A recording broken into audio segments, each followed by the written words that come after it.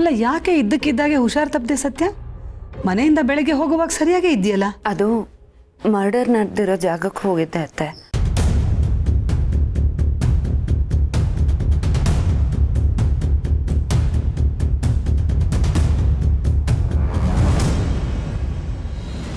ನನಗಲ್ಲಿ ಇರೋದಕ್ಕೆ ಆಗಲಿಲ್ಲ. ನಾನೇ ಇಷ್ಟಪಟ್ಟು ಎಲ್ಲ ಮಾಡ್ತೀನಿ ಅಂತ ಹೇಳಿದ್ದೆ. ಆದರೆ ನನ್ನ ಕೈಲಿ ಒಂದು ಮರ್ಡರ್ ಸಹ ನೋಡೋದಕ್ಕಾಗಲಿಲ್ಲ. ಹಾಗಾದರೆ ಹೇಗೆ ಸತ್ಯ? ಅಲ್ಲ, ನೀನು ಕುಗ್ಗಬಾರ್ದು, ಧೈರ್ಯವಾಗಿರಬೇಕು. ಮುಂದೆ ಎಷ್ಟೋ ಇಂಥ ಕೇಸುಗಳನ್ನ ನೀನು ಹ್ಯಾಂಡಲ್ ಮಾಡಬೇಕಾಗತ್ತೆ. ಅಂಥ ಸಮಯದಲ್ಲಿ ನೀನೇ ಹುಷಾರು ತಪ್ಪಿಬಿಟ್ರೆ ಆ ಕೇಸ್ಗಳನ್ನೆಲ್ಲ ನೋಡ್ಕೊಳ್ಳೋರು ಯಾರು ಹೇಳು? ಈ ಸಲ ಓಕೆ, ಇದ್ರ ಬಗ್ಗೆ ಜಾಸ್ತಿ ತಲೆ ಕೆಡಿಸ್ಕೋಬೇಡ. ಇನ್ನು ಮುಂದೆ ಸ್ವಲ್ಪ ಹುಷಾರಾಗಿರು. ಯಾವುದೇ ಕೇಸ್ ಆದರೂ ಅದು ನಿನ್ನ ಕೇಸ್ ಅಷ್ಟೇ. ಹೋಗ್ತಾ ಹೋಗ್ತಾ ಎಲ್ಲ ಅಭ್ಯಾಸ ಆಗತ್ತೆ ಸತ್ಯ.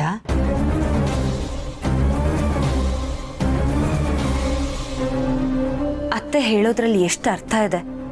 ನಾನು ಹೀಗೆ ಇದ್ರೆ ಯಾವ ಕೇಸನ್ನು ಹ್ಯಾಂಡಲ್ ಮಾಡೋದಕ್ಕಾಗಲ್ಲ. ನಾನು ಇದನ್ನೆಲ್ಲ ಓವರ್ಕಮ್ ಮಾಡಲೇಬೇಕು.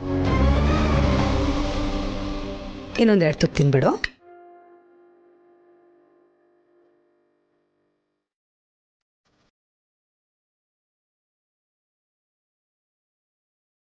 ಇರು, ಒಂದು ನಿಮಿಷ ಬಂದೆ.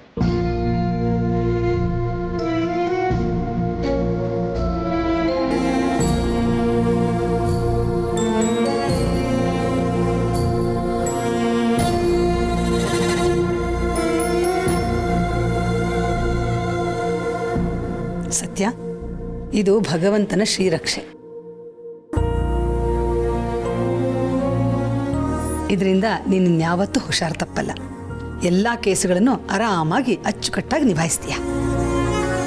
ಈಗ ಊಟ ಆಗಿದೆಯಲ್ಲ, ಸ್ವಲ್ಪ ಹೊತ್ತು ರೆಸ್ಟ್ ಮಾಡು.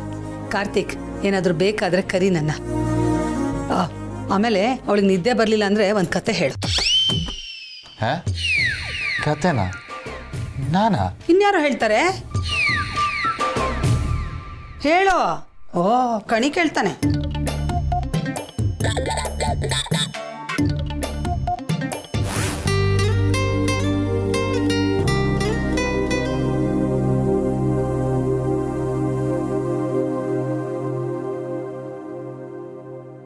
ಏಯ್, ನಾವು ಬಾಲ ರುಕ್ಕು ಎಂಗೇಜ್ಮೆಂಟ್ ಬಗ್ಗೆ ಮಾತಾಡ್ತಿದ್ರೆ ನಿಂಗೇನೆ ಊರಿ? ಅದ್ ಹೇಗಮ್ಮ ಅವರಿಬ್ರಿಗೂ ಎಂಗೇಜ್ಮೆಂಟ್ ಮಾಡ್ತೀರಾ? ಸಿಂಪಲ್, ತಾಂಬೂಲ ಹಾರನ ಬದಲಾಯಿಸ್ಕೊಳ್ಳೋದು, ಬೇಕು ಅಂದ್ರೆ ರಿಂಗ್ನು ಬದಲಾಯಿಸ್ಕೊಳ್ಳೋದು. ಏಯ್, ನಿನ್ನನ್ ಯಾರೇ ಕೇಳಿದ್ದು? ನೀನ್ ಯಾಕೆ ಮಧ್ಯ ಬಂದು ಮಾತಾಡ್ತೀಯಾ? Hold on miss Divya, control yourself. ನಾನೀಗ ಮಾವನ್ನ ಹೆಂಡತಿ ಆಗೋಳು.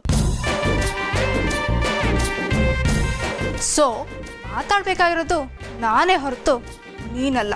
ಅಂಡರ್ಸ್ಟ್ಯಾಂಡ್? ಡಿವೋರ್ಸೇ ಆಗಿಲ್ಲ, ಹೆಂಗೆ ಎಂಗೇಜ್ಮೆಂಟ್ ಮಾಡ್ಕೋತೀಯಾ?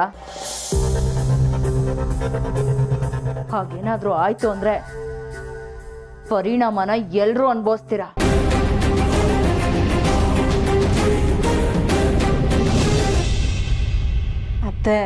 ಮತ್ತೆ ಇವಳು ಗೋಳ್ ಶುರು ಆಯ್ತಲ್ಲ. ಅಯ್ಯೋ ದಿವ್ಯಾ, ನೀನಂತೂ ಅವನ ಜೊತೆ ಬಾಳ್ಲಿಲ್ಲ, ಬೇರೆಯವಳು ಬಾಳಕ್ ಬಿಡಲ್ಲ ಅಂತೀಯಲ್ಲ. ಏನ್ ಜನ್ಮನೇ ನಿಂದು? ಅಜ್ಜಿ, ಓವರ್ ಆಕ್ಟಿಂಗ್ ಮಾಡ್ಬೇಡ. ಏನಕ್ಕೆ ಇಷ್ಟೊಂದು ಅರ್ಜೆಂಟ್ ಮಾಡ್ತಿದ್ರ ಅಂತ ಕೇಳಿದ್ದು. ನಮ್ಮಿಬ್ರಿಗಿನ್ನೂ ಡಿವೋರ್ಸ್ ಆಗಿಲ್ಲ, ಅಲ್ಲಿವರೆಗೂ ಎಲ್ರು ತೆಪ್ಪಗಿರಿ. ಹಾಗಿದ್ರೆ ಡಿವೋರ್ಸ್ ಕೊಡು. ನಿನ್ನ ಪ್ರಕಾರ ಹೇಗಿದ್ರು ನಮಗೆ ಡಿವೋರ್ಸ್ ಆಗಿದೆ. ಉಳಿದಿರೋದು ಪೇಪರ್ ವರ್ಕ್ಸ್ ಅಷ್ಟೇ. ಡಿವೋರ್ಸ್ ಕೊಡೋದು ಆಗಲ್ಲ ಕಣೋ, ನಾನ್ ಡಿವೋರ್ಸ್ ಕೊಡಲ್ಲ. ಇದಕ್ಕೂ ಮೀರಿ ನೀವೇನಾದ್ರೂ ಎಂಗೇಜ್ಮೆಂಟ್ ಮಾಡ್ಕೊಂಡ್ರೆ ಆ ಫೋಟೋಸ್ ತೆಗೆದು ನಿಮ್ಮ ವಿರುದ್ಧ ಎವಿಡೆನ್ಸ್ ಆಗಿ ಉಪಯೋಗಿಸ್ಕೋತೀನಿ. ಮಂಕೆ, ಹಾಗಾದ್ರೆ ನಾವು ಸಿಂಪಲ್ ಆಗಿ ತಾಂಬೂಲ ಬದಲಾಯಿಸ್ಕೊಂಡು ನಿಶ್ಚಿತಾರ್ಥ ಮುಗಿಸ್ಕೋತೀವಿ. ಅದೇನ್ ಮಾಡ್ಕೋತೀಯ ಮಾಡ್ಕೋ ಹೋಗು. ಆಗ ನೀನು ಫೋಟೋ ತೆಗೆದ್ರೂ ಯೂಸ್ ಇಲ್ಲ, ಅಲ್ಲಿಗೆ ಮುಗೀತಲ್ಲ. ಆಯ್ತಾಯ್ತು, ಅಸ್ತ್ರಕ್ಕೊಂದು ಪ್ರತಿ ಅಸ್ತ್ರ ಇದ್ದೇ ಇರುತ್ತೆ. ಎಲ್ರೂ ಸರಿಯಾಗಿ ಕೇಳಿಸ್ಕೊಳ್ಳಿ, ಈ ಎಂಗೇಜ್ಮೆಂಟ್ ನಡೆಯೋಕ್ಕೆ ನಾನು ಬಿಡಲ್ಲ. ಚಾಲೆಂಜಾ? ಚಾಲೆಂಜ್ ನೋಡೋಣ, ನಾನಾ ನೀವಾ ಅಂತ.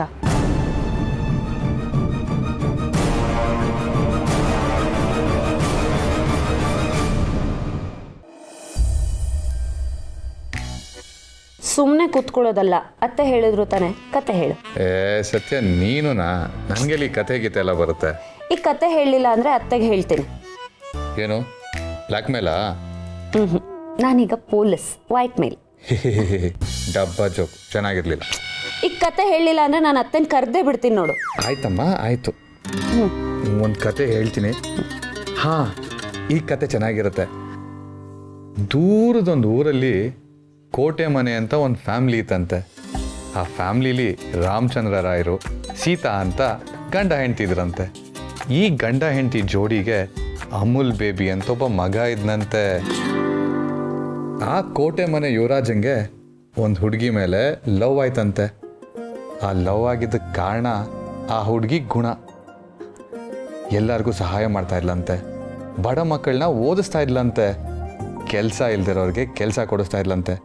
ಈ ಥರ ಕೆಲಸ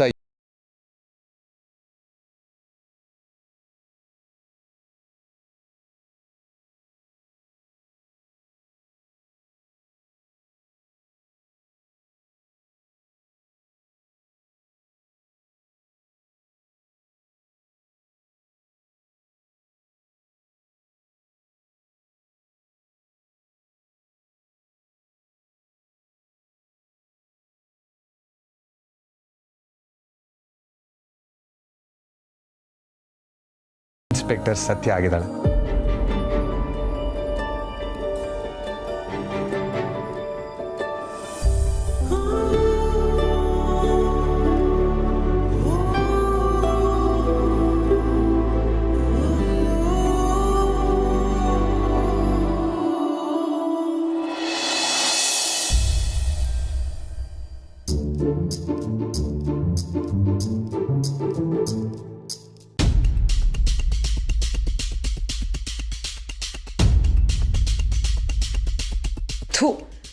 ಇವನೊಬ್ಬ ಹೆಂಡ್ತಿನ ತಲೆ ಮೇಲೆ ಇಟ್ಕೊಂಡು ಮೆರೆಸ್ತಾನೆ. ಏನು ಮಾಡಿದ್ರು ಈ ಗಾಡಿ ನನ್ನ ಟ್ರ್ಯಾಕ್ಗೆ ಬರ್ತಾನೆ ಇಲ್ವಲ್ಲ. ಇರಲಿ, ಲೆಟ್ ಮಿ ಟ್ರೈ ಅಗೇನ್.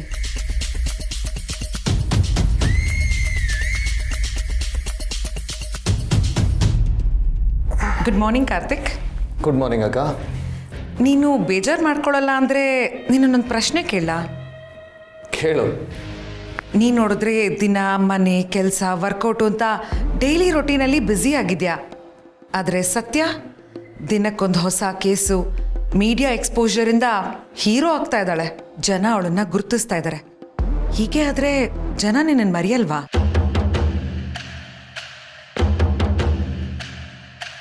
ನನ್ನನ್ನು ಎಲ್ಲರೂ ಯಾಕೆ ಮರೀತಾರಕ್ಕ? ಎಲ್ರಿಗೂ ಗೊತ್ತು ನಾನೇ ಸತ್ಯನ ಗಂಡ ಅಂತ. ನೋಡಕ್ಕ, ನಾನು ಸತ್ಯ ಗಂಡ ಹೆಂಡ್ತಿ, ಕಾಂಪಿಟೇಟರ್ಸ್ ಅಲ್ಲ.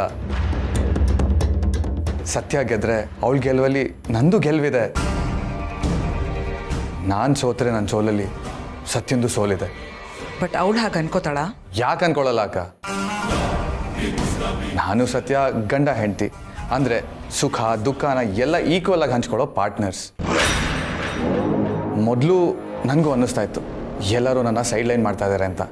ಆವಾಗ ಸ್ವಲ್ಪ ಇನ್ಸೆಕ್ಯೂರ್ ಆಗ್ತಾ ಇದ್ದೆ. ಇವಾಗ ಹಾಗಲ್ಲ. ಸತ್ಯ ಎಷ್ಟೇ ಬ್ಯುಸಿ ಇದ್ರು ನನಗೆ ಕೊಡಬೇಕಾಗಿರೋ ಟೈಮ್ ಕೊಟ್ಟೇ ಕೊಡ್ತಾಳೆ. ಮತ್ತು ನಾನು ಇನ್ನೇನಕ್ಕೆ ಚಿಂತೆ ಮಾಡಲಿ?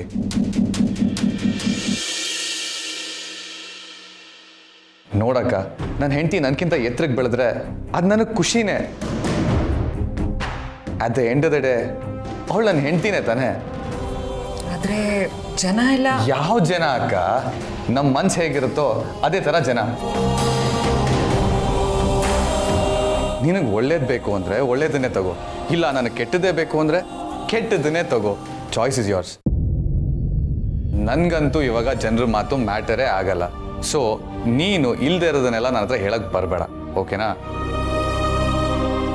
ನೋಡು ನೋಡು, ನಾನು ನೀನು ಒಳ್ಳೇದಕ್ಕೆ ಹೇಳಕ್ಕೆ ಬಂದರೆ ನೀನು ಹೀಗಂತ ಇದೆಯಾ? ಕಾರ್ತಿಕ್, ನೀನು ನನ್ನ ತಮ್ಮ. ನೀನು ಯಾರ ಕಣ್ಣಲ್ಲೂ ಕೆಳಗೆ ಬೀಳಬಾರ್ದು ಅನ್ನೋದೇ ನನ್ನ ಆಸೆ. ಆ ಸತ್ಯನ ಶ್ಯಾಡೋನಲ್ಲಿ ನೀನು ಕಾಣೆ ಆಗ್ಬಾರ್ದಲ್ವಾ? ಅಲ್ಲ, ಇವಳಿಗೆ ಯಾಕಿಂತ ಕೆಟ್ಟ ಬುದ್ಧಿ ಅಂತ? ಯಾಕೆ ಕಾರ್ತಿ ಮತ್ತು ಸತ್ಯನ ಸಂಸಾರನ ಇವಳು ಹಾಳು ಮಾಡೋದಕ್ಕೆ ನೋಡ್ತಿದ್ದಾಳೆ? ಅಕ್ಕ, ನೀನು ಈ ಥರ ಮಾತಾಡ್ತಾ ಇದೆಯಲ್ವಾ, ಇದರಿಂದ ಮನ್ಸು ಹಾಳಾಗುತ್ತೆ ಹೊರತು ಆಚೆ ಕಡೆ ಜನರ ಮಾತಿಂದ ಅಲ್ಲ. ದಯವಿಟ್ಟು ನನ್ನ ಮನಸ್ಸನ್ನ ಹಾಳು ಮಾಡಕ್ಕೆ ಬರಬೇಡ. ಅದಾಗಲ್ಲ ಬಿಡು. ಅಲ್ಲ ಕಣೋ. ಅಕ್ಕ ಪ್ಲೀಸ್. ಅಕ್ಕ ಹಾಗೆ ಒಂದು ಮಾತು, ಈ ಥರ ಮಾತನ್ನ ತಿರ್ಗಾ ನನ್ನ ಜೊತೆ ಆಡಕ್ಕೆ ಬರಬೇಡ. ಇದನ್ನು ಬೇಕಾದರೆ ಫೈನಲ್ ವಾರ್ನಿಂಗ್ ಅಂತಾದರೂ ಅನ್ಕೋ. ನಾನು ನನ್ನ ಹೆಂಡತಿ ಚೆನ್ನಾಗಿದ್ದೀವಿ, ಚೆನ್ನಾಗಿರ್ತೀವಿ. ಪ್ಲೀಸ್.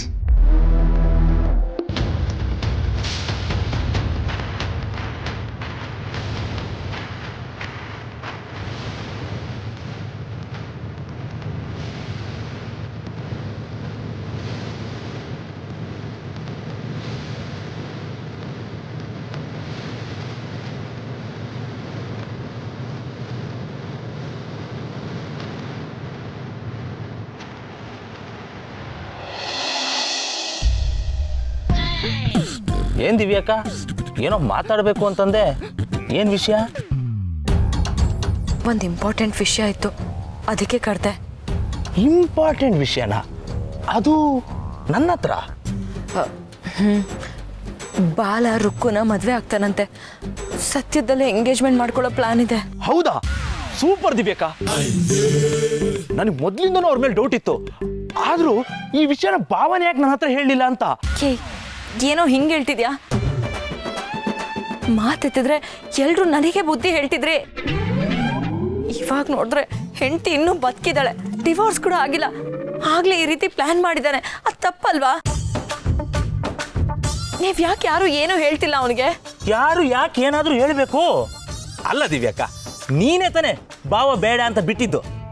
ಹೌದು, ನಾನೇ ಬಿಟ್ಟಿದ್ದು, ನಂದೇ ತಪ್ಪು, ಸರಿನಾ? ನನಗೀಗೆಲ್ಲ ಅರ್ಥ ಆಗ್ತಿದೆ.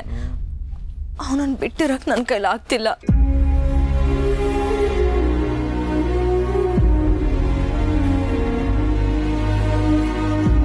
ನನಗೆ ನನ್ನ ಬಾಲ ಬೇಕು. ನಾನು ಅವನ್ನ ಪ್ರೀತಿ ಮಾಡ್ತಿದ್ದೀನಿ. ದಿವ್ಯಾಕ, ಇದ್ಯಾವುದೋ ನಿನ್ನ ಹೊಸ ಗೇಮ್ ಅಲ್ಲ ತಾನೇ? ನನಗೆ ಗೊತ್ತು, ನಾನು ನಿಜ ಹೇಳಿದ್ರು ನೀವು ಯಾರು ನಂಬಲ್ಲ ಅಂತ. ಆದರೆ ಇದೇ ರಿಯಾಲಿಟಿ. ನಾನು ಬದಲಾಗಿದ್ದೀನಿ. ಓಹೋ, ಏನು ದಿವ್ಯಾಕ, ಇಷ್ಟು ಬೇಗ ಇಷ್ಟೊಂದು ಚೇಂಜು? ಅಷ್ಟಕ್ಕೂ ನೀನು ನಿಜವಾಗ್ಲೂ ನಮ್ಮ ಭಾವನ ಪ್ರೀತಿಸ್ತೀಯಾ ಅನ್ನೋದಾದರೆ ಹೋಗಿ ಧೈರ್ಯವಾಗಿ ಅವ್ರಿಗೆ ಹೇಳು. ಇಲ್ಲ, ನನ್ನಿಂದ ಕೇಳಕ್ಕೂ ಆಗಲ್ಲ, ಹೇಳಕ್ಕೂ ಆಗಲ್ಲ. ಈಗಷ್ಟೇ ಹೇಳಿದ್ನಲ್ಲ, ನನಗೆ ಅವನನ್ನು ಬಿಟ್ಟಿರೋಕ್ಕಾಗಲ್ಲ. ಇದನ್ನು ಹೋಗಿ ಹೇಳು ಅವನಿಗೆ. ನೋ ವೇ, ಚಾನ್ಸೇ ಇಲ್ಲ. ನಿಮ್ಮಿಬ್ರು ಮಧ್ಯೆ ತಗಲಾಕೊಳ್ಳೋಕ್ಕೆ ನಾನು ರೆಡಿ ಇಲ್ಲ. ಬೇಕಾದ್ರೆ ನೀನೇ ಹೇಳು, ಇಲ್ಲಾಂದ್ರೆ ಬಿಟ್ಬಿಡು. ಆದ್ರೆ ಬಿಟ್ರೆ ಅವರಿಬ್ರು ಒಂದಾಗ್ಬಿಡ್ತಾರೆ. ನೋಡು ನೀನೇನ್ ಮಾಡ್ತೀಯ ಅಂತ. ಆದ್ರೆ ನನ್ನ ಮಾತ್ರ ಮಧ್ಯೆ ಹೇಳಿಬೇಡ. ನೋಡು, ಹಳೆದನ್ನೆಲ್ಲ ಮನಸ್ಸಲ್ಲಿ ಇಟ್ಕೊಂಡು ಈ ರೀತಿ ಹೇಳ್ತಿದೆ ಅಂತ ನನಗೆ ಚೆನ್ನಾಗಿ ಗೊತ್ತು. ಪ್ಲೀಸ್ ಅದನ್ನೆಲ್ಲ ಮರ್ತ್ಬಿಡು, ನನಗೆ ಹೆಲ್ಪ್ ಮಾಡು. ಛೇ ಛೇ ಛೇ ಛೇ ಛೇ, ನೀ ನನ್ನ ಹತ್ರ ರಿಕ್ವೆಸ್ಟ್ ಮಾಡ್ಬೋದೆ? ನೀನೇ ತಾನೇ ಹೇಳ್ತಾ ಇದ್ದಿದ್ದು ನಾನು ನನ್ನ ಮಧ್ಯ ಯಾರು ತಲೆ ಹಾಕ್ಬಾರ್ದು ಅಂತ. ಅದನ್ನೇ ನಾನು ಮತ್ತೆ ನಮ್ಮ ಹುಡುಗರು ಪಾಲಿಸ್ತಾ ಇದ್ದೀವಿ. ದಯವಿಟ್ಟು ಈ ವಿಷಯದಲ್ಲಿ ನಮ್ಮನ್ನು ಎಳಿಬೇಡಿ. ಬಾಯ್.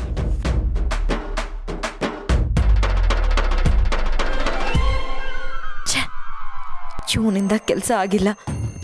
ಸುಮ್ಮನೆ ಎಲ್ಲ ವಿಷಯನೂ ಹೇಳಿಬಿಟ್ಟೆ. ಏನಪ್ಪ ಮಾಡೋದೀಗ? ಬಾಲಂಗ್ ವಿಷಯನ ಹೇಗೆ ತಲುಪಿಸೋದು?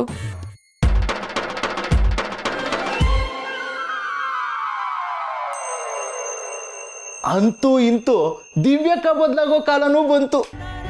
ಇದನ್ನ ನೋಡಕ್ ನಮ್ ಸತ್ಯ ಇದ್ದಿದ್ರೆ ಅದೆಷ್ಟು ಖುಷಿ ಪಟ್ರೋಳೋ ಏನೋ.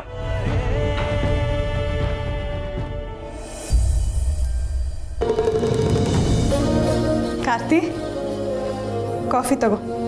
ಅಬ್ಬಾ, ಕಾಫಿ ತಂದ್ರ? ಥ್ಯಾಂಕ್ಸ್ ಚಿಕ್ಕಿ.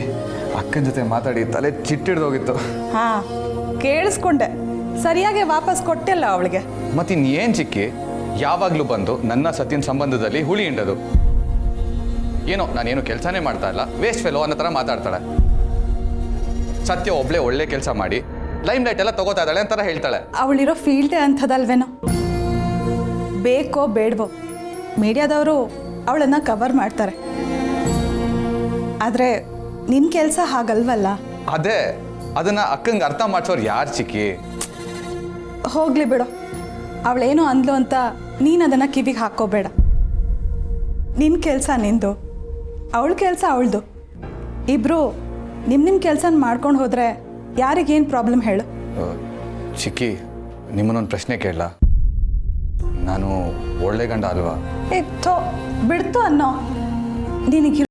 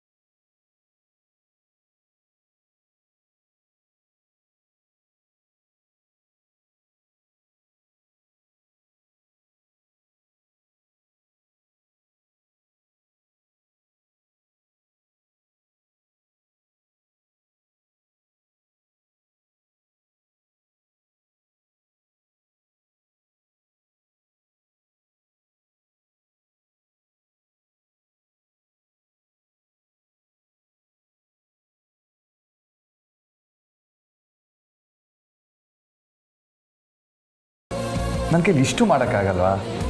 ಯಾವುದೇ ಕಾರಣಕ್ಕೂ ನನ್ನ ಹೆಂಡತಿನ ನಾನು ಬಿಟ್ಕೊಡಲ್ಲ.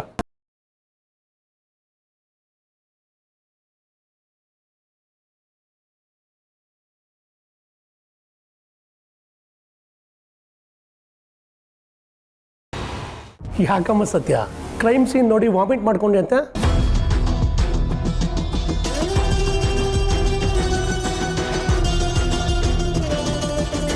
ಪರವಾಗಿಲ್ಲ ಬಿಡಿ, ಇನ್ಮೇಲೆ ನೀವು ಮರ್ಡರ್ ಕೇಸ್ಗೆ ಹೋಗಬೇಡಿ. ಸರ್ ಸರ್ ಸರ್ ಇಲ್ಲ ಇಲ್ಲ ಪರವಾಗಿಲ್ಲ, ನಾನು ಹೋಗ್ತೀನಿ.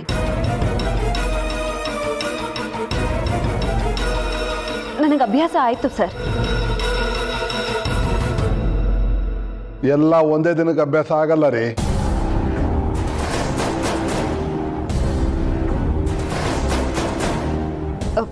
ಸರ್, ನಾನು ಫಸ್ಟ್ ಟೈಮ್ ಇಂಥ ಕ್ರೈಮ್ ಸೀನ್ ನೋಡಿದ್ದು ನಿಜ. ಅದಕ್ಕೆ ಹೊಟ್ಟೆ ತೊಳಸ್ದಂಗೆ ಆಯಿತು ಅಷ್ಟೆ. ಬಟ್ ಆಮೇಲೆ ಸರಿ ಹೋದೆ ಸರ್. ಪೊಲೀಸ್ ಆದವ್ರಿಗೆ ಮಳೆ ಆದ್ರೇನು ಚಳಿ ಆದ್ರೇನು ಅಲ್ವಾ ಸರ್? ನಾನು ಎಲ್ಲದಕ್ಕೂ ಸಿದ್ಧಳಾಗೆ ಬಂದಿದ್ದೀನಿ ಸರ್. ಎಲ್ಲರೂ ಮೊದಲು ಇದೇ ಡೈಲಾಗ್ ಹೊಡೆಯೋದು.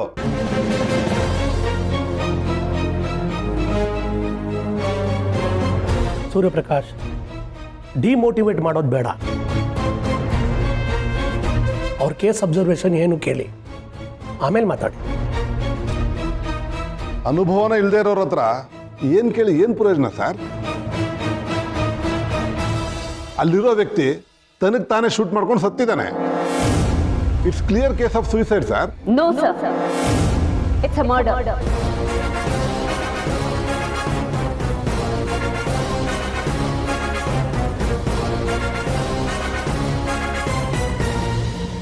ಮರ್ಡರ್ ಅಂತ ಅಷ್ಟು ಕನ್ಫರ್ಮ್ ಆಗಿ ಹೇಗೆ ಹೇಳ್ತೀರಾ? ಸರ್, ಬಾಡಿ ಬಿದ್ದಿದ್ದ ಪೊಸಿಷನ್ ನೋಡಿದ್ರೆ ಅಲ್ಲಿ ತುಂಬಾ ಸ್ಟ್ರಗ್ಲಿಂಗ್ ನಡೆದಿದೆ.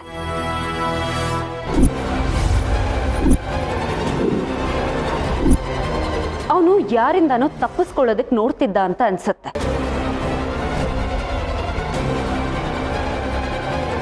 ಆ್ಯಂಡ್ ಗನ್ ಟ್ರಿಗರ್ ಮೇಲೆ ಅವನ ಬೆರಳು ಇರಲಿಲ್ಲ ಸರ್. ಆಮೇಲೆ ಆ ಹುಡುಗ ಮಿಡಲ್ ಕ್ಲಾಸ್ ಅವನು ಸರ್. ಗನ್ನನ್ನ ಖಂಡಿತವಾಗ್ಲೂ ಅವನು ಅಫೋರ್ಡ್ ಮಾಡೋದಕ್ಕಾಗಲ್ಲ. ಎಲ್ಲಕ್ಕಿಂತ ಹೆಚ್ಚಾಗಿ ಅವನ ಫ್ಯಾಮಿಲಿನೇ ಕನ್ಫರ್ಮ್ ಮಾಡಿದ್ದಾರೆ ಸರ್. ಆ ಹುಡುಗ ಲೆಫ್ಟ್ ಹ್ಯಾಂಡಿ.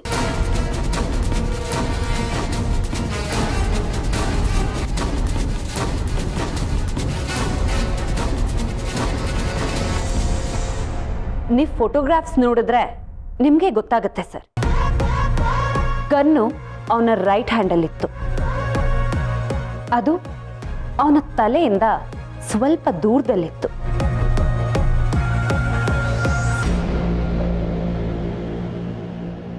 ಸೊ ಇದೊಂದು ಕ್ಲಿಯರ್ ಮರ್ಡರ್ ಕೇಸ್ ಸರ್. ಯಾರೋ ಕೊಲೆ ಮಾಡಿ ಅದನ್ನ ಆತ್ಮಹತ್ಯೆ ಅಂತ ಬಿಂಬಿಸ್ತಾ ಇದ್ದಾರೆ.